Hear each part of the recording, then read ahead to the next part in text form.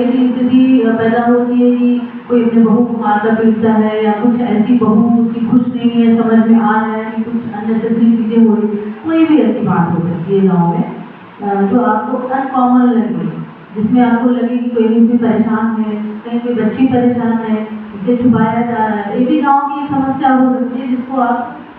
जिसमें आप संज्ञान लेकर हमारे तक बात पहुँचा सकते हैं,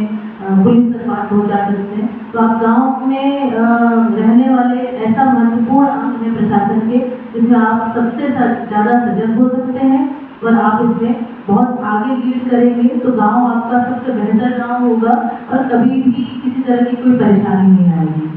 और आपको यदि कोई परेशानी हो तो बिल्कुल आप मुझे बता सकते हैं। कोई यदि डायरेक्ट नहीं बताना चाहेगा तो एक आवेदन बना के मैडम को दे देंगे। अगर आप अपना नाम लिखना चाहें तो नाम भी लिख सकते हैं और नाम नहीं भी लिखना चाहें तब भी आप मुझे दे सकते हैं। मुझे पर्सनली नंबर पर भी आप कॉल कर दीजिएगा यदि आपको ऐसी कोई भी समस्या खुद से संबंधित है या परिवार से संबंधित है या आपके गाँव में ऐसी कोई समस्या है जो आप मुझे बताना चाहते हैं, जिसमें आपको लगता है कि हमारा ध्यान उस तरफ जाना चाहिए तो आप वो बताइएगा।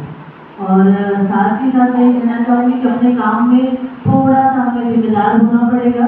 आपका रोल बहुत ही इम्पोर्टेंट है, तो आप अपने काम को बहुत ही गंभीरता से लेंगे,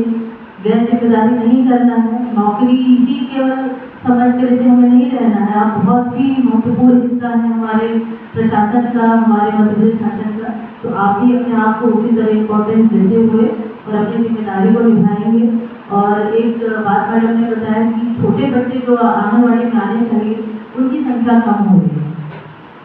तो कहीं ना कहीं आप लोगों की तरफ से थोड़ी सी लापरवाही हो रही है। लापरवाही मैं इसको इस भाषा में बोलूँगी कि आप पेरेंट्स को समझाने में थोड़े से कमजोर पड़ रहे हैं।